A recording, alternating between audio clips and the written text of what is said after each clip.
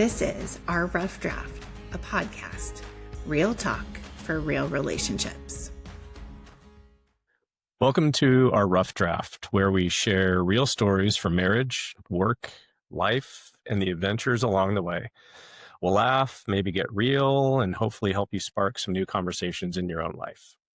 I'm Denise, the wild, emotional one who loves words and big ideas. And I'm Tim. I'm the practical level one who fixes what she dreams of. And this is Our Rough Draft, where we share the stories we're still living. Hello. Hello. Welcome to Our Rough Draft. Welcome. This week, we are overheated. Overstimulated. Over it. Yes. We just saw into a Mariners game and then a meme that said, "This team makes me drink." And I feel like that is where I am at this very moment. Yeah. If you're a Mariners fan, you got to find some way to cope with the ups and downs. But it was a win. It was a win. Mason's off at the movies again, which is really the only thing you can do when it's this hot. Yeah. But apparently there's some good movies out right now. Yeah, we should do the same, I think. It's Odyssey and Spider-Man. And you think we should go to a movie? I think so. I mean, I know that's foreign to you, but... I know. I had to leave the house today already one time. You left the house briefly today. It's still leaving. I know. Doesn't really count. I leave the house 3 times a week right now. To go to Pilates. I know. It's not. You'll be okay. Hey, here's Des. Here's to us. Cheers. So this week on Our Rough Draft, we will be talking about, how did you go to war? I know. In both ways. Like, I am interested in the story of how you got into Baghdad. Like, literally. Like, what was the trip like? But then also, let's talk about, like, how you got into war. Like, you mean mentally into war? Like, maybe. I don't know. Let's start with the story of how you got into Baghdad. Well, so... The first time. Did you fly into Baghdad the second time? Yeah. Yeah. Okay. No, well, not into Baghdad. It's a lot. Okay. Let me slow down for a minute. I do this lately. I just jump in because I get so excited. I'm reading a book right now. Again, another book. And this one, they're in Turkey and they're talking about the cradle of civilization. They're talking about the Tiger and Euphrates River. They're talking about Babylon. And that always makes me think about Iraq. We used to joke when you would get called out to the fires in Washington, how that was such an important mission. Yeah. Because we care so much about the state of Washington. Yeah. And you were protecting the places we like to go on vacation. And we joked we would never go on vacation to Iraq. Yeah. But people do. Like, I mean, not anymore, but they used to. Oh, yeah. Go to see where civilization really started, Mesopotamia, the whole 9, right? And so reading that in the book, that made me think about this. And so I wanted to know more about what your adventure was like getting there. So to get there, you kind of have to get to Kuwait first and you have to leave the state. So we flew out of McCord Air Force Base up in Washington State and flew from there directly to Kuwait. Commercial? With stops. Commercial charter. Yeah. So a regular looking plane. Yeah. Actually, did we fly out of there? Or did we fly out of NTC? It's all a blur at this point. I think we might have actually flown out of NTC. Anyway. Which is in California. Yes, the National Training Center just outside of Barstow, California. Hot spot in California. It's literally what you think hot. Of. Yeah. Everybody goes to California to go to Barstow. So commercial plane, but chartered aircraft landed touchdown in Germany first and had a layover there and then flew into Kuwait from there.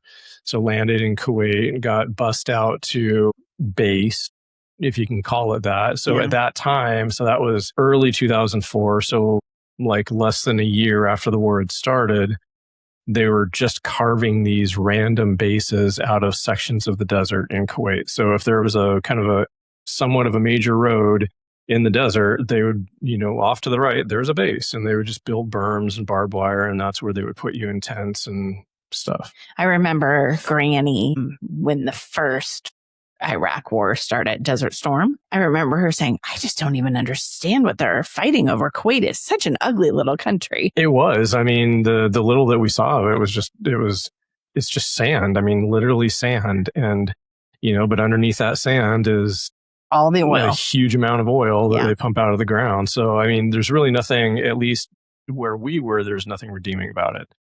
It's camel spiders, hot, blowing sand. I mean, that was about it. But so anyway, we stayed there for, I don't know, maybe it was about 2 weeks, 3 weeks, 2 weeks-ish, staging, getting all of our equipment. That's where we put reactive armor on the Bradleys. That's where we tried to up armor the Humvees, because at that time we were still using Humvees that didn't have any doors or roofs or any of that. So, people were strapping plywood and sandbags and whatever they could find onto Humvees that were going to be in country. And then they were looking for an advance party to go in and do the handover early while the rest of the unit drove up. So myself, I think the rest of my platoon, so second platoon, got on planes. So took buses from the base to the Kuwaiti or not the Kuwaiti airport, but it was some airfield, some Kuwaiti Air Force airfield. Got on a C-130.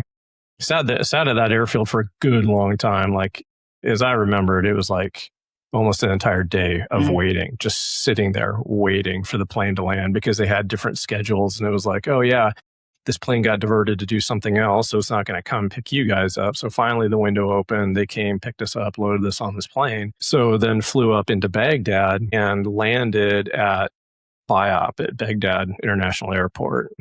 But the way they land that plane, so that story, but the way they land the plane is not to just do this gentle approach like a commercial airliner. We're descending from 34,000 feet and they start, miles and miles away and do this gentle descent until you land on the airfield. This one is, at the time, because they were worried, like none of the neighborhoods had been secured, like there's still rampant things going on, and they were concerned about this plane getting shot out of the air and any other planes.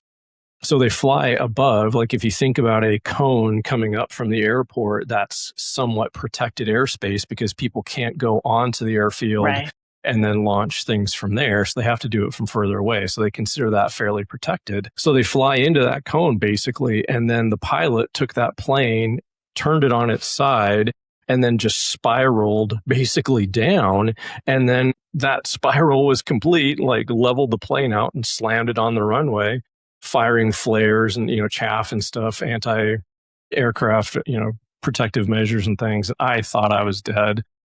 I didn't know that's what they did. Right. So I'm looking out the window and I see the countermeasures popping off. And I thought, oh shit, somebody's shooting at us already and we're going to die. But apparently that was just the thing. Just the theatrics. Just the theatrics. Yeah. Just the welcome to Baghdad, landing. Yeah. So landed, collected all of our stuff. Who got you your Bradley? I don't know. I have no idea who took my track and drove it up, but I think it might have been Bell and Hornby. I think I was on the advance party, and then there's a bunch of other people from second platoon on that party, but it wasn't the entire second platoon, I don't think. And then you land and they throw you, the unit that you're replacing comes and basically picks you up. It's your ride from the airport back to the base. And so this 2.5-ton truck, this big army truck, comes and we load into it, and we're no sides, no roof, no nothing. We're rolling down the road. And the way you did it at that point was, instead of sitting, there's, benches in the back. And instead of sitting in the benches with your backs up against the slats, the frame, you turn around and you basically sit or kneel back to back with your weapons pointing out. And then whoever's at the front of the bench would then have high security over the overpasses and things. And so it's a very tactical kind of posture, but that was the way that we rode from BIOP into the green zone, into the base that we were in, was down Route Irish and into Baghdad proper.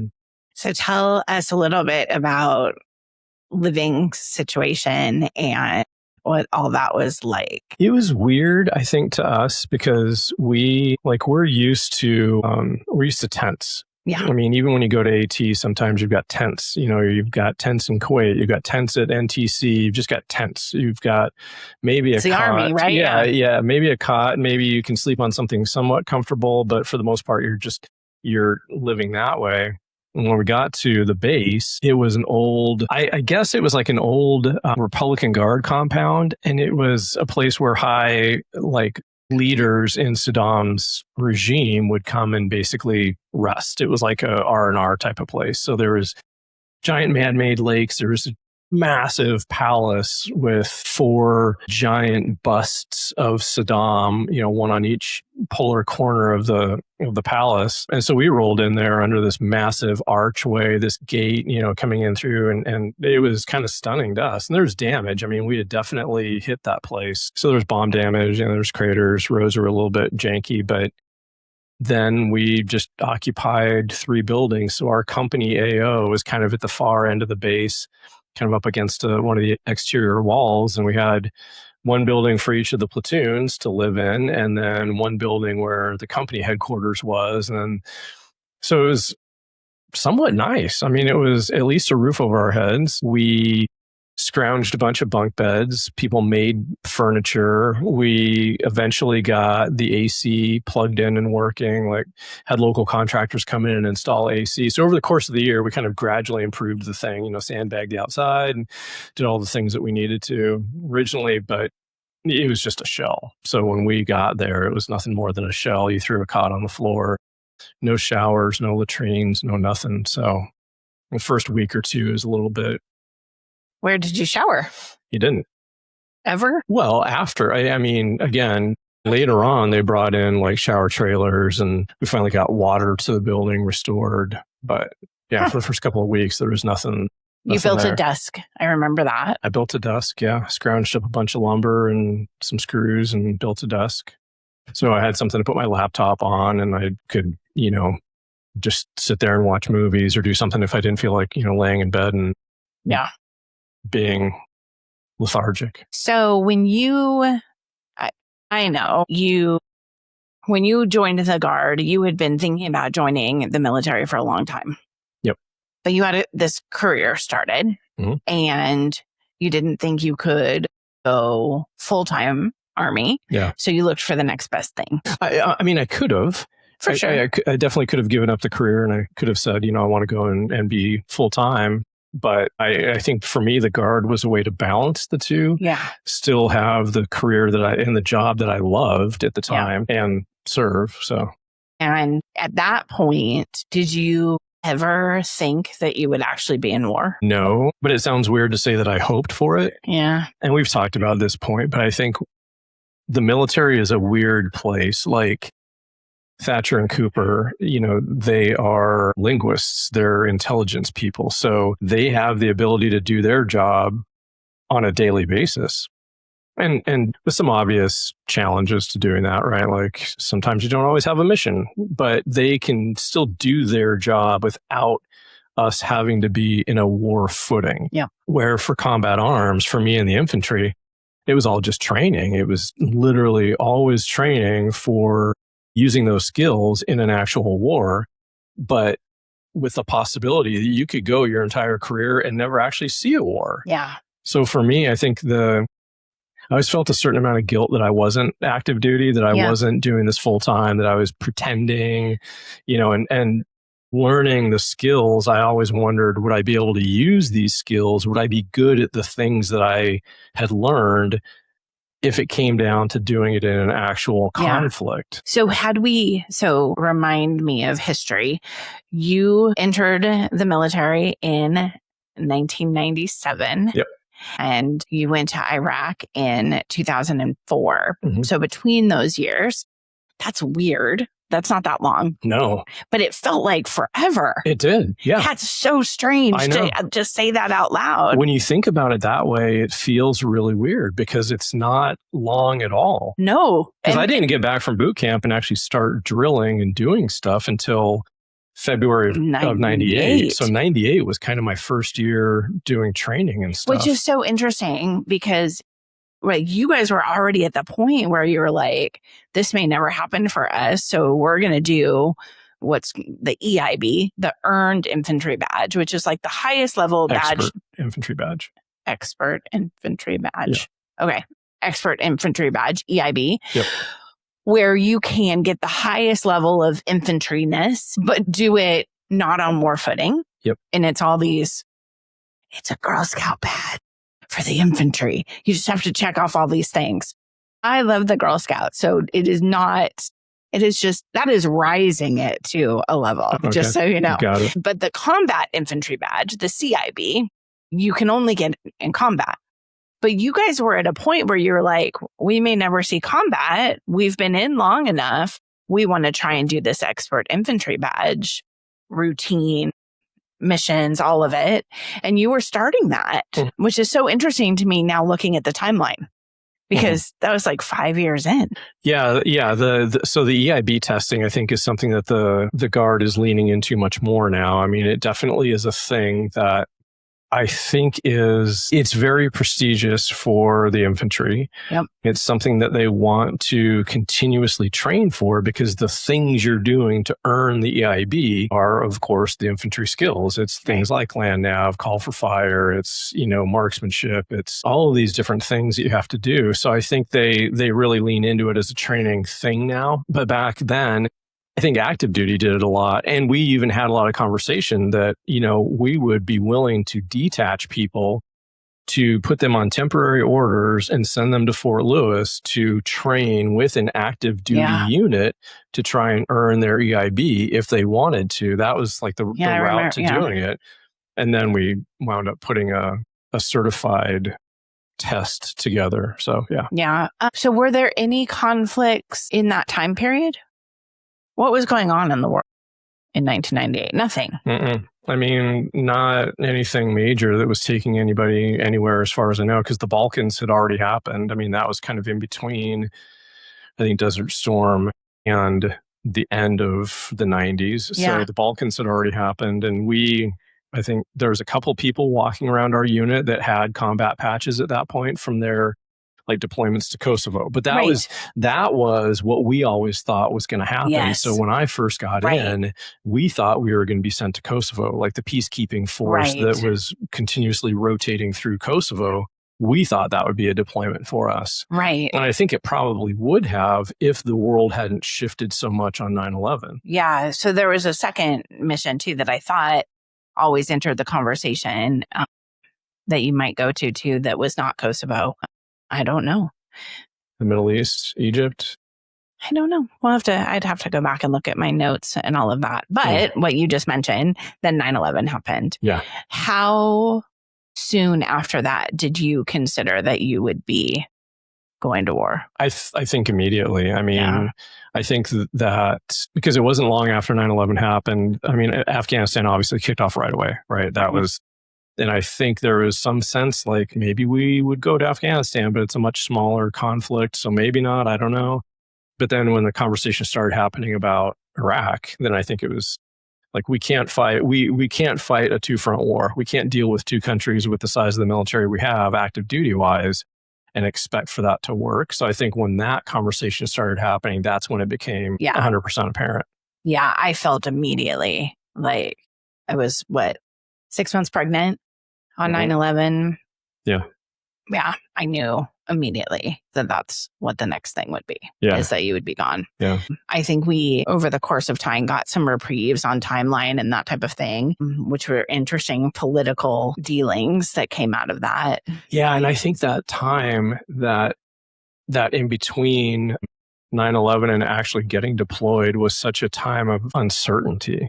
And I think that started and that continued for a long time. I mean, that continued, I think we even well past the second deployment. It was always just this, when is the next one coming? It wasn't an if, but when, where before it had always been an if and never a when. Yeah. So let's put that into our timeline, which is so interesting to me. So 6 months pregnant, which also meant we were newly married. So there's that. I just realized I saw something. We're coming up on the 25th anniversary of 9/11. And I hadn't really thought about that we just celebrated our 25th anniversary. Yeah. And then here's 9/11. And then Thatcher turns 25. I don't know why it didn't enter my head in that sequence, because I had always thought about it as we were supposed to go to Nepal. Yeah. When was that? That was in 2001.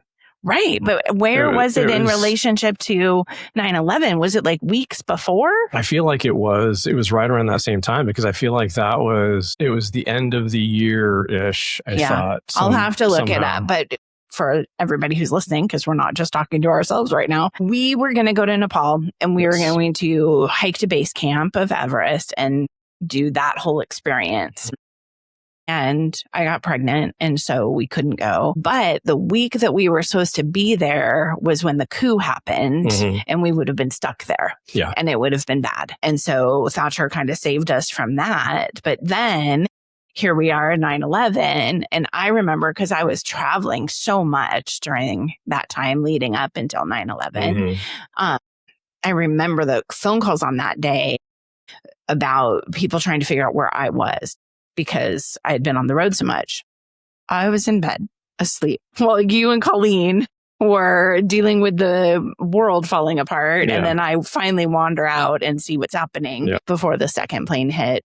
But yeah, in real time, I thought, okay, everything changes now, which is so interesting that we hadn't been married that long. Yeah, we were brand relatively. I mean, hadn't even made it a year yet.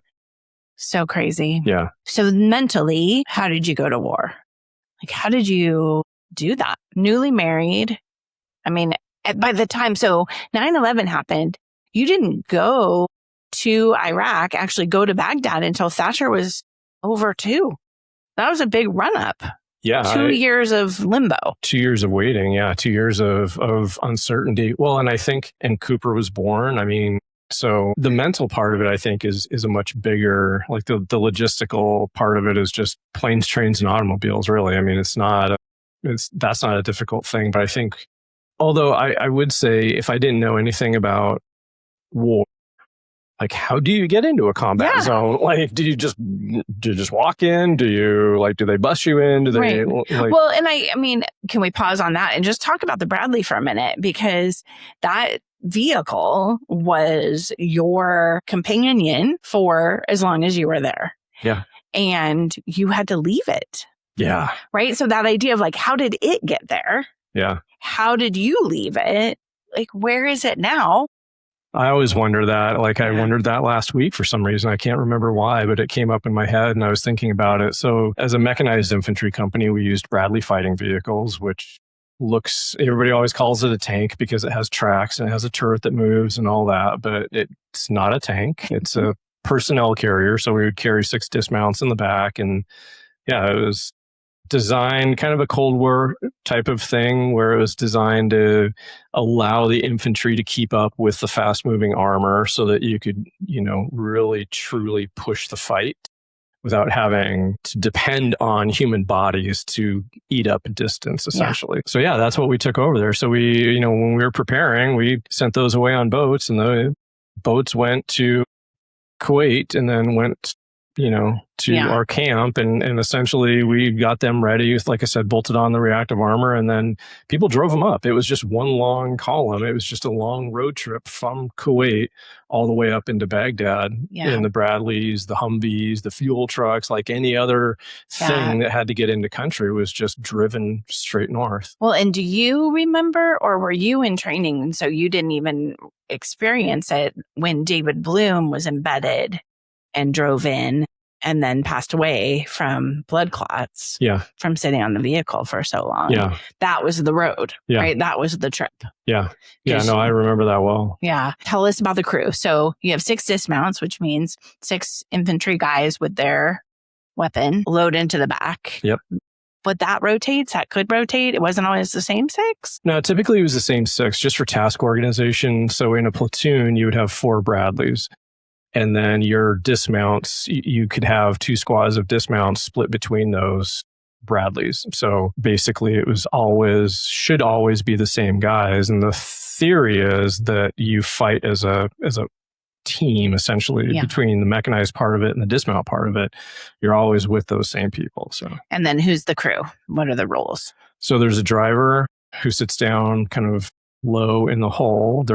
And then in the turret is a gunner and then the Bradley commander. So the person that's essentially in charge of that vehicle and is in charge of the dismounts up until the point where the ramp drops and they get out, and then is support by fire, basically. Yeah. So, yeah. So back to how do you mentally get there, right? You have those people. Mm-hmm. I think that's part of it, right? Your driver and your gunner and your dismounts and the other Bradley commanders, like that group of people become your family. Yeah. I mean, I think the beauty of the Guard is you're working with people on a part-time basis, but you're working with them in a fairly stable way, meaning traditional active duty, you could work with somebody for 2 years, and then that person, transfers to a different base and goes someplace else or does some other job. Whereas in the Guard, it tended to be a little bit more of a kind of a close-knit community, I felt like. So these people, you've trained with them for a long time, you've gotten used to how they do things, and it's just repetition. You know what they're capable of, who you can rely on for what. So it's just, as a leader, it becomes very, very comforting maybe to have that same group of people. Mentally, I mean, they trained us up for what felt like a million years. So we officially mobilized in, beginning of November of 2003, got called to active duty, reported to Fort Lewis, and then essentially started all of the training at that point. The downside of it was we were going through some really, really stupid shit. Like, they didn't yet, I think, really know how the Guard was going to be used in a combat zone. So really, they just trained us on everything. Like, Big Army had said, you have to check all of these different boxes in order to go, to Iraq. Well, like, for example, we had to do trench clearing, day and night trench clearing, which is, okay, it's fun. I mean, you throw grenades in, you roll in, you shoot stuff. Like, it's fun training. But at the end of the day, like, there's next to zero chance that we were ever going to clear a trench in Iraq, but we had to check that box. So spent months and months and months training on all of these skills, went down to the National Training Center in California where we did big, kind of like battalion level exercises with Bradleys and tanks and artillery. And we did all of this combined fire where, you would be moving down the lane, artillery's firing over your head, the tanks are shooting, we're shooting, dismounts out. Like, all of that is a culmination of all of the training to get you certified that, yep, you're ready to go to war. And one of the companies that was attached to our battalion from California, it was an armor, I think, company or armor battalion, actually got decertified or didn't get certified because they were such a shit show. Oh, God. So it's possible you go into that training exercise and then you don't get to go and do your job if you're really, really severely messed up. So I think that added a level of panic to everybody to make sure that we did the right thing because we didn't want to be them. So that's a long lead up to an answer to your question. But I think the answer is, the hardest part about all of that is being pulled away from your family, pulled away from your friends, pulled away from your job, your routine. One day you're doing XYZ, whatever it was. I was, a trainer at Starbucks at the time. And now all of a sudden I'm, an NCO in the Army, in the infantry, leading a group of people to do a job. So it's a stark reality. And I think now that I look back on it, that amount of train up was probably necessary because then you are living the Army life 24 hours a day, 7 days a week, no breaks, with those people, you're training with them. So you're away from your family. And especially then when we went down to California, it wasn't even a possibility that I could come home after the training day. Like, I was gone at that point. Yeah. So I think that part actually was better because you learned how to live that life and get mentally into that and truly switch off the civilian side of you so that you could do what you needed to do. So, I think it's such an interesting thing to have gone through, knowing what we know now. Like, there are things I would do differently, but man, it was just survival at that point. Yeah, I think it was survival for both of us. I mean, we always talk about it sucked for me to leave when Thatcher was 2 and Cooper was 2 weeks old, but I think it sucked much more for you to have to be the only one around. And I think I can turn that question back on you. Like, how did you mentally get ready for war? Because it wasn't just me. It was the entire family. Yeah, for sure. And I think, because it was televised, right, from the beginning. That's why we knew that David Bloom's story, right? Because it was on the TV 24 hours a day. Like, I had to not do that. I had to definitely shut that down and distance myself in that regard, which meant I wasn't your support for it, right? You would write home or call and it wasn't, how was your day? Because I didn't really want to know, right? Yeah. And so we just had to develop a new way to communicate. And I also saw the people around us. So I was super isolated because we were in the Guard. So we weren't on a base where then everybody deploys from a base and then the whole family side is together. Like we were spread all around the state of Washington and there was nobody by where we lived, not within an hour of us. And so I then had to watch and learn kind of at an arm's length. And I saw some crazy shit, right? Like women having affairs and people getting pregnant and their husband wasn't there and being like, what is happening? And knowing what you were dealing with, I couldn't put anything else on it. So when you called, when we did get those moments to talk, I couldn't be like, Cooper wants to be held 24 hours a day because that would have put more pressure on you. So I had to also just carry that load myself. Yeah. Yeah, I mean, I think that it's an important point that needs to be said more often, that when you have a family and you go and do something like this, it's hard to put into words what that looks like and feels like for the family. And then to your point, being part of a Guard family versus an active duty family, there's family support groups that are set up to keep the families informed and do your activities and all of that. But that supposes that people do live closer together and they're willing to make that leap.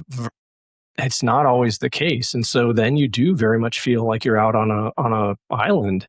Yeah. And add to that the difficulty of people around you knowing how to help. Right. Or being various degrees of good at helping the way that you need it. And it just is. Yeah. I remember there were a couple of moments that stand out. One, I remember being at work. So I was working for T-Mobile at the time and I had gone back from maternity leave early because they had asked me to come back because I was so vital. I don't know if I was that vital, but I was a hard worker. So I was back at work. The boys were in daycare. They were little. You were gone. And we were just 30-year-olds working. And somebody off down the hall said something like shell shock. I was shell shocked and I freaked out. I'm like, you can't say that. You don't know what the fuck you're talking about. Do you even know what shell shocked is? Holy hell, Waters, bring it down a notch. Wow. Just used a word. They weren't even talking about war, right? But I was so hyper attuned to what could be going on. Yeah. Right. And that was more than my little nervous system could probably handle on any given day, to the point of I quit my job and stayed home with the boys, which is not a thing that I would have had in the cards. Yeah, I wouldn't have either. Yeah. But it was survival, right? Again, how do we do this in a way we will both come out the other side and still be married and still be good parents. Well, and the challenge is you have no idea how to do that. There's no right answer. There's no one way of doing that. There's nobody that tells you, here's exactly what you need to do. Because anytime you hear things like that, it's so generic that it's almost useless for your particular situation. You need to collect family around you and you need to do this, that, and the next thing. And that might all be well and good and valid, but that also supposes that your family situation is great to the point where you can lean on family for support, or you have a great group of friends that you can lean on for support. And a lot of people don't. Right. So this support model, I think, is meant to maybe supplement that a little bit, but still is not readily accessible to all the people that need it, and can't help at 11 o'clock at night when Cooper wants to be held and you're not getting any sleep. That's not useful. Yeah. And the Guard hadn't been used like this since World War II. Yeah. There was no model for it. Yeah. And you were gone for a long time. Yeah. The original orders said not less than 545 days. Which is so awesome. Yeah. I'm like, I couldn't math that math. No, it was so wrong to read something like that. I can still remember standing at the counter in the house in Duval, reading those orders and trying to figure out what in the hell that meant. Right. I need a calendar, and I probably need a calculator and a physicist and somebody to explain time and space to me, because 545 days just doesn't register in my head as something that, like, you want me to be gone? That's not a measure of time. For 545 days. Right. You're expecting me to leave my family, my job, my life for 545 days. And then I kind of had to take a step back and kick myself in the ass a little bit and remember that, you know what, I signed the contract and I raised my right hand. So yeah, they want you to be gone. And we always knew this was a possibility, and here it is. Right. So. But you guys were also the last group that served for 545 days. They realized that was an error. That was a shit show. Maybe it was a typo. And deployments became 6 months. Yes. Ish. Six-ish in country with the piece on. So probably the orders would have said like 365. Probably a year. Yeah. But you had train up and demob. Yeah. I mean, I think, right, also knowing what I know about what you guys did in country, being there as long as you were mattered. Yeah, I mean, I think it did. And we talked about that, I think, quite a bit. And I think the Army realized that it was important, because I think what they were finding was, and this was at a time where, if you remember, Afghanistan was not the hotbed. Right. There's definitely things going on in Afghanistan, but the gunfights didn't start really, I think, until a lot later. Yeah. The really, really dangerous shit. So Iraq was definitely the focus, I think, for all the planners. You know, all the military in Afghanistan was just kind of this thing that was happening over on the side. But I think they did realize the importance of having people there for valid periods of time so that you could build relationships with the neighborhoods you were in. You got to know the danger zones. You got to know the players. You had, you know, a sixth sense about you of what was about to happen because of the way things looked and who was doing what. So I think it definitely paid off. Yeah.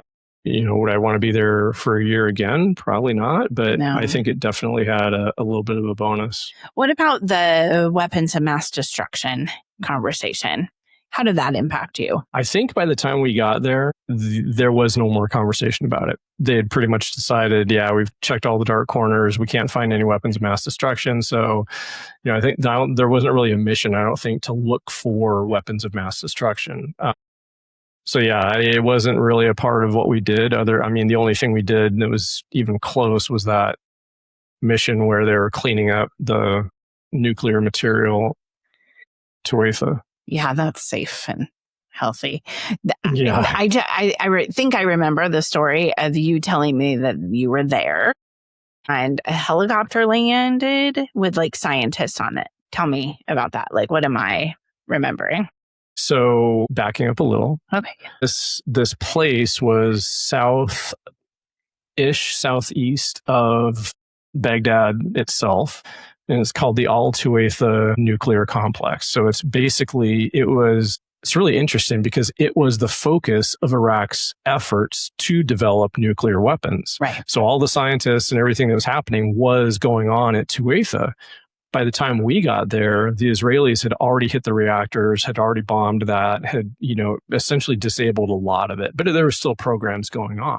So that was within our AOR, our area of responsibility, and they sent us out there because there was a group of scientists coming from Oak Ridge National Laboratory in Tennessee to clean up and essentially package and take all of that nuclear material that was still left there so that it couldn't get into the wrong hands. It couldn't be used for a dirty bomb. It couldn't be used to, you know, continue to refine it essentially. And there was uranium, I think 235 and cobalt 60. I'm not a scientist, so I think those are right, that were stored in these areas.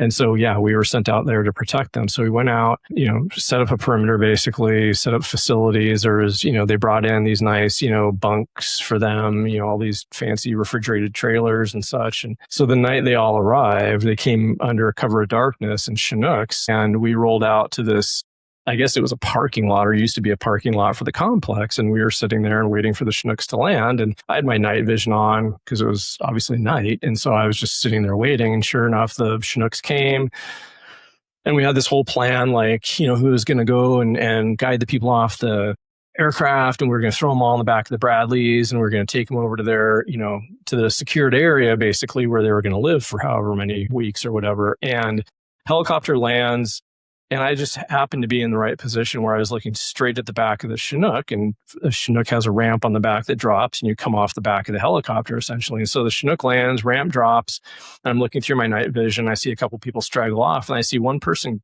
get off, immediately button hook left and throw up all over the tarmac. And then another person did on the other side. And I was like, holy shit, that must have been a rough ride for these people. I've been in a couple of helicopters and I never threw up when I got off the ramp. But I mean, it's disorienting, right? You're flying under cover of night. There's no lights. There's, the helicopter's moving back and forth, and it's hot and smells and they're like in jet the garb, fuel. Like the protective gear? No, not at that point. They weren't. Right. They were just in civilian clothes. So it was like, and then I was kind of an asshole because the very first thing I yelled at was, "Welcome to Iraq." These people that were throwing up when they got off the helicopter. So that was their introduction to being out at Tuatha. And then from there, it was 45 days, I think, of them. They would go into the radioactive areas in the protective suits. They would open up this bunker. They would do whatever packaging they needed to, and then, essentially pack it all in barrels, shielded barrels. And then somebody came and took it away. Who knows where it went? I don't. So crazy. But it's no longer there. So did we sell it to somebody? Did we? Probably going to get in trouble for this podcast. I hope we did not do any of that. And you have no knowledge of any of You have to beep that out in post-production. It's weird to ask it this way, but like, what was your favorite part of the deployment, the first deployment? I think the part that stands out in my mind is, it's going to sound really weird, but being an expert. Yeah. And being good at something and feeling like it was validation. I mean, it's a total selfish answer, but it was validation of the training. It was validation that I had the mental stamina to do the job, that I could physically do the job. It was, I think, everybody talks about it, but it's so true. It's like, that's the last time you ever feel kind of on top of your game. You're in such a high pressure environment. There's 0 street signs in Iraq. So anytime you're going someplace, you have to know how to get there. And especially in those slums like Jisr Diyala and Zafrania, like there's, it's alleyways. On the map, it looks like a street, but it's literally like an alleyway. And I got really, really good at navigating, and I was always in the lead, navigating us to whatever point. So if we went out on a raid, I was the first one because I would navigate us to that point. And all I would do is sit there and look at my GPS and tell my driver, like, you're taking the next turn. And I could tell by the way the coordinates were changing that what I had plotted, I would always plot the route out on the map. So I would sit down with the map. I would say, if our target's here, I'm going to drive us down here. We're going to turn here, turn there. I would plot the route, and then I would mark each of those points with a grid, and I would just pay attention to my GPS, and I would get us spot on. Like, that was me feeling like I knew how to be good at my job. I didn't get us lost in that maze that was Iraq. I always got us to our place. So I felt like I knew what I was doing. And when things went bad, I felt like I reacted the right way. So it was just, you just feel good about yourself. And I think that's the thing that people miss. Yeah. You talked about the training at NTC. Did they train you on IEDs? Mm-hmm. Was it anything like the training? The principles were. So at that point, IEDs were still relatively new. They hadn't yet become, I think, as sophisticated as they ultimately became. So there was still some limited ways that they were employing them. So we knew kind of what to watch out for, where, you don't want to approach tires or bags or dead animals on the side of the road. Culverts were always dangerous because they could easily slip them under in the culvert underneath the road. And so you knew the danger areas and how to look out for them and the kind of the telltale signs. But we still got hit. I mean, were you out mostly at night? No, not always. I mean, we were out. We did some night stuff, like raids were usually at night because, it's when people are asleep. Theoretically, they're not moving around, but we would do presence patrols during the day. We got hit with IEDs during the day. We got ambushed during the day. So, yeah, it was kind of all of the above. Yeah. Before I asked that question, you were going to say something. Well, I don't know. Okay. The process or the impact of an IED is the chaos that happens after it. So they would blow you up and then shoot at you. Sometimes. Okay. Yeah. Sometimes it was just an IED, like they had left it and hung out. Yeah, I mean, it's kind of like, it wasn't always like a complex ambush type of situation. I think, in some cases it was, again, I think still fairly new. And so they weren't really sure what to do with this thing. Like somebody made an IED and you want to go plant it in the road or hang it from a light pole or whatever. And it blows up and that's relatively it. Like the one that hit Hamilton's track was just a one and done. And we were ready for it to be more than that, but it wasn't. The one that hit us that one day, the artillery shells that were strung together on that road, was just a hit. And then it was nothing afterward. But again, we got ready for it to go sideways.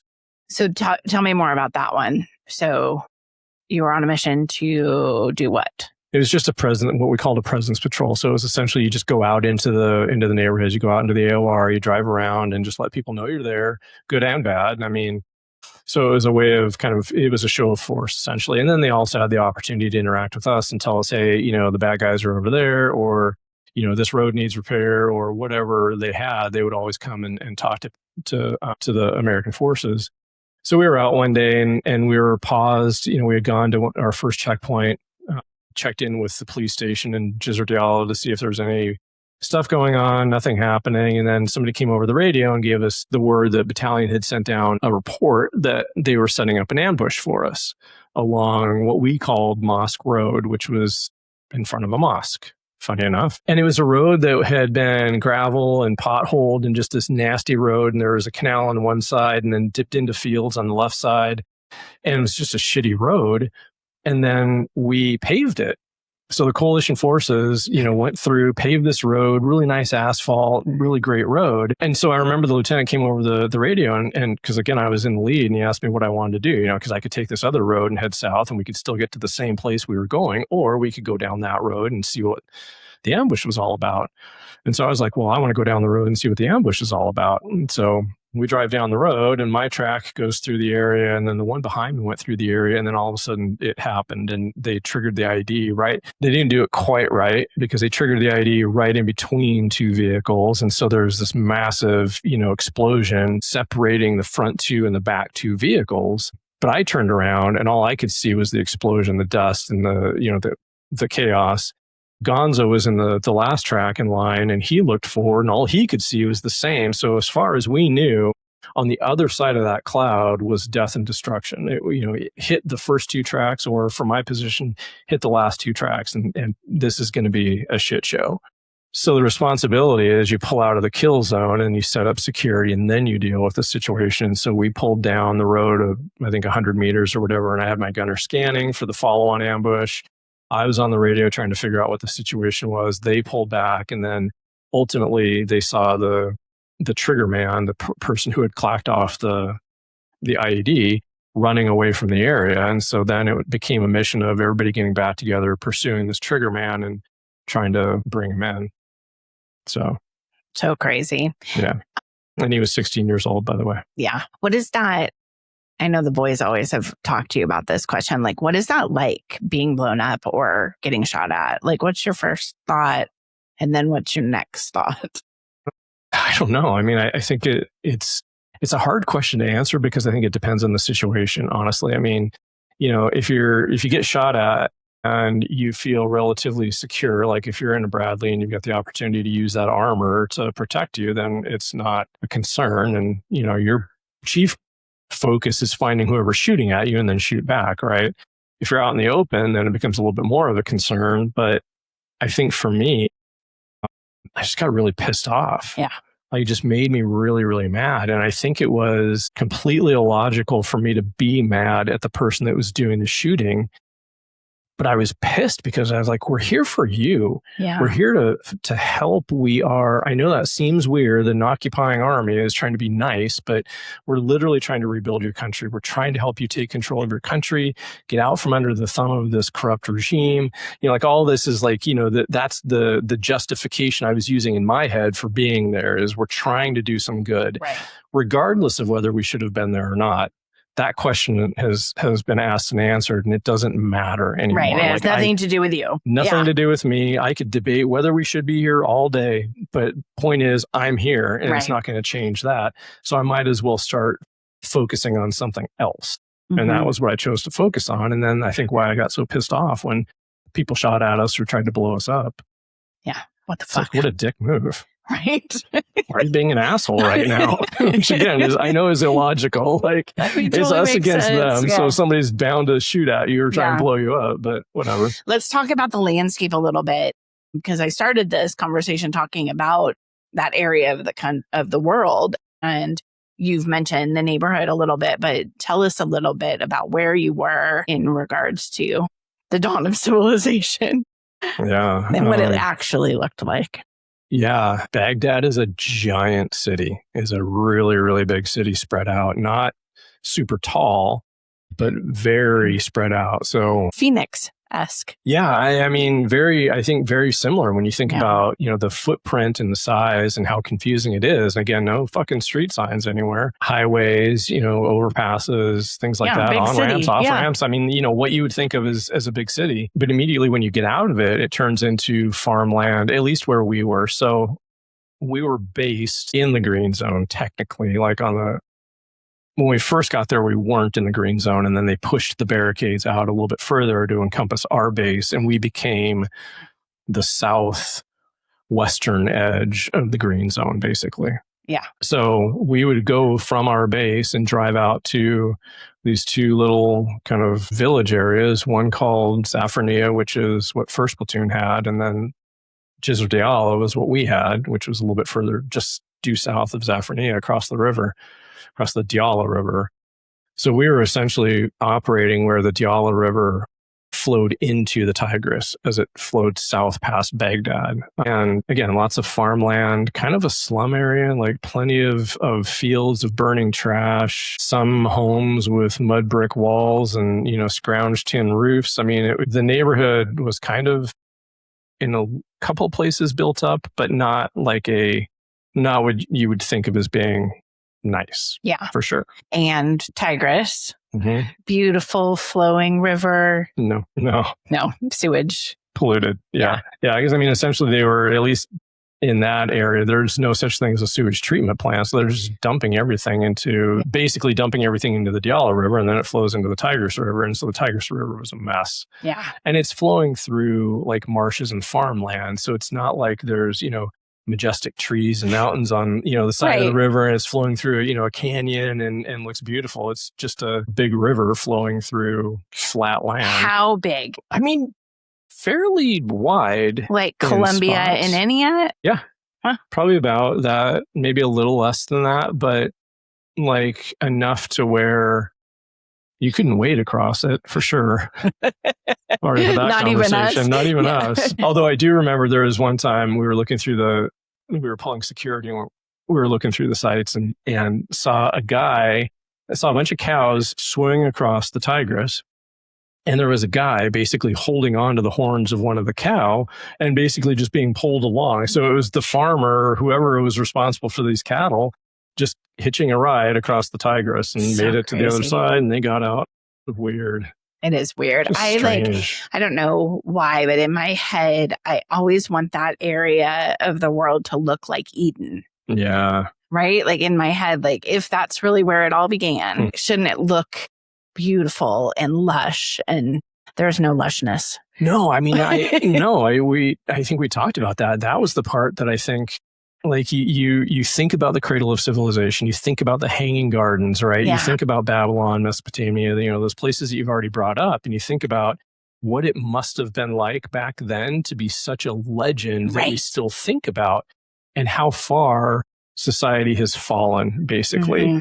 That's, I think, the disappointing part is if this truly was the cradle of civilization, if this is where modern civilization with, thinking thoughts and writing and these incredible, spaces started, it doesn't look like that anymore. It's just not that. It's farmland, and it's cities and arid desert and mountains in the north, but not like, it's not a place that I would go even without the violence. Right. So not going to go there on vacation. no, definitely not. Awesome. Well, I think we're going to pause there for today.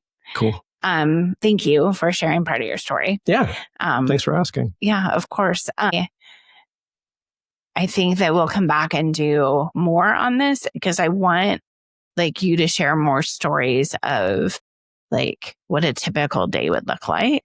So think on that if there was a typical day, and then stories of people. It's always fun. Lots of character stories. Yeah, both in the track and outside. Yes, indeed. Awesome. Indeed. Well, thanks for listening in. I think today's episode was really about this idea of like getting to know the people in your life even more. So asking good questions about big things in their life. You brought up something at the beginning about the Guard going out to fires. And I think that it would be a mistake if we ended not acknowledging that this is being recorded when so much of the Pacific Northwest is on fire right now. Yeah. And it's just heartbreaking, I think, to watch what's happening to communities and to the land that we love and the areas that we love and the people who are impacted. The Guard just got activated to go help in various ways. So just want to make sure everybody in that area who might be listening knows that we're thinking about you. And we hope for calm skies and lots of rain. Lots and lots of rain with no lightning. No lightning and thunder. Yeah. Awesome. Thanks for listening. Bye, everyone.